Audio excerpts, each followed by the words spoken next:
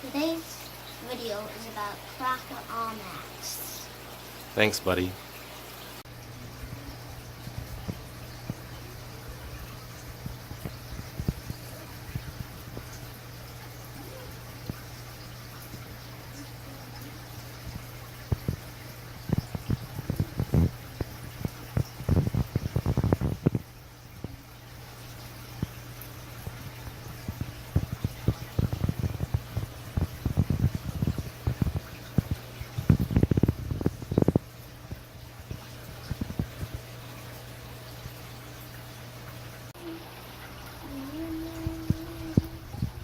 Alright, hello everyone. This is Andrew Bukowski checking in again from the fish room.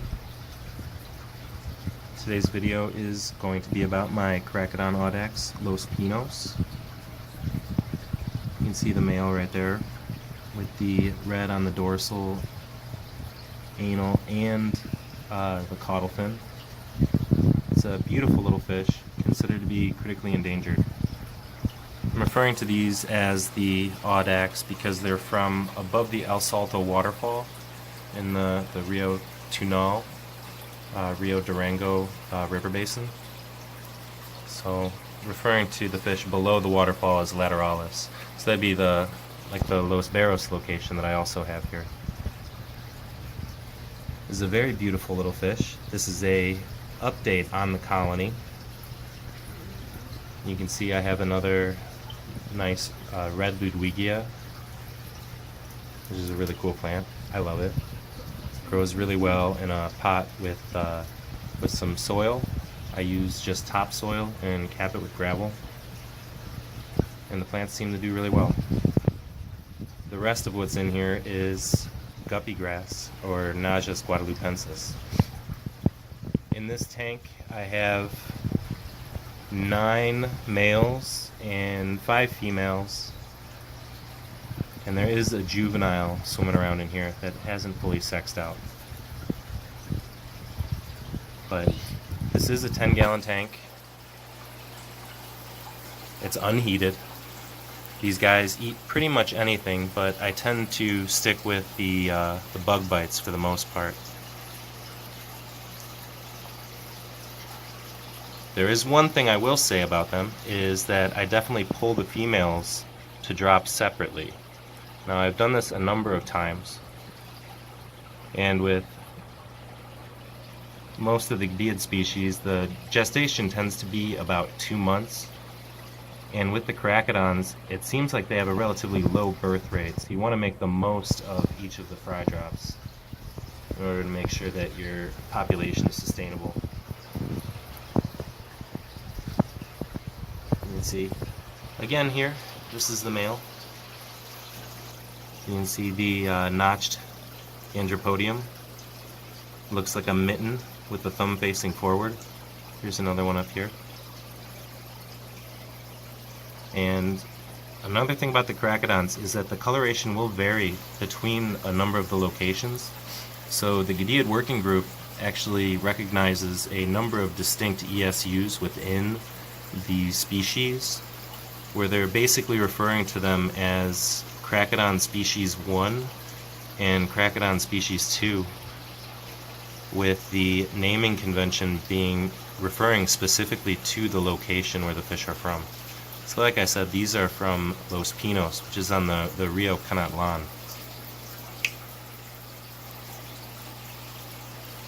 A beautiful little fish. And definitely, I know I say this about so many of the fish, that this is another one of my favorites. I've loved having them here. Thanks to my good friend Bruce Sporloader. He's the one that actually gave me these fish back in August when I helped him break down his fish room.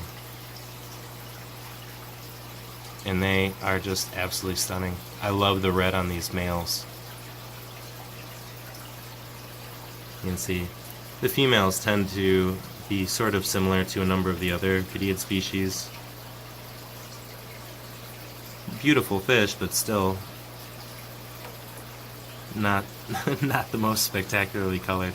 The males are way more attractive in terms of fish. I'm not weird. So you can see, very nice. Now let's go take a look at the babies. Goodbye for the adults. Alright, and over here, this is my high-tech fry rearing setup. It's basically just storage bins with air stones. I added some floating plants and different things that I've let grow some algae. So there's different things living in that that's actually going to help provide some extra nutrition for the creatures. I pull the females to drop in here. I do that for a number of species of goodeids. These are unheated. It's really just an air stone that's moving around the water a little bit. In here, this is Xenotoca variata, the jeweled split fin. There's a handful of babies. These guys are basically brand new, born within the last couple days. I've had this species for a little while, getting them back in January from the rare fish auction, so I'm really happy that they've produced. I also did get some of those fish from my friend Bruce that I got the the Los Pinos from. In here, there's actually no babies yet, but I did pull a Xenotoca lion's eye female. So if we can stir her up a little bit. There she is right there. So you can see, she's nice and rotund. Of my Xenotoca eyes and eye complex, those guys have seemed to be the most aggressive towards their fry. Down here is Zoogeneticus porapecius from La Luz Springs. These fry were surprisingly small. Here, let's see. We can get some of them to swim around. There you go. So these fry are actually probably like 3 or 4 weeks old, and they're still really tiny. Especially compared to these over here, which this is Xenotania resilinae, the leopard splitfin. Actually one of the believed to be the most basal of the Iliodontini tribe. A really cool little fish. These fry were huge when they were born. So thanks to my friend Pat Hartman for helping me obtain this species. These are from his line. Loving them. They'll be in a video upcoming. And then, last but not least, over here, this is where the Los Pinos fry are. And as you guys know, I love the etymology and learning a little bit more about the fish, other than just basically how to keep them alive. As I've said in previous videos, Characodon is sort of like an unsure word origin. It's believed to be a reference to tooth of the car axe, which would be a type of tetra. Sorry, I'm trying to get this guy in focus. There. Sorry, my son's playing in the background too, if you guys can hear him. So I had mentioned that the Xenotania were the most basal of the Iliodontini tribe. These guys right here. The Characodons actually form the most ancient lineage within goodeids, the live-bearing form, believing the family arose approximately 15.5 million years ago, which I think is fascinating. I feel truly blessed to have these guys. Thanks again to my friend Bruce Sporloader for getting me these fish. I hope to be able to get them back to him at some point. If you guys like what I'm doing, hit like and subscribe, and I'll be sure to post more updates in the future.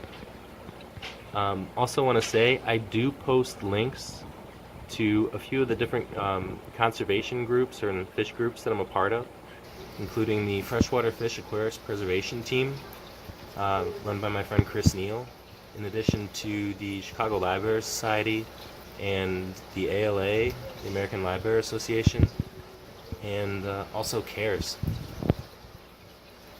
A lot of these fish need help. More people keeping them, the more tanks there are with people breeding them, the more fish there are.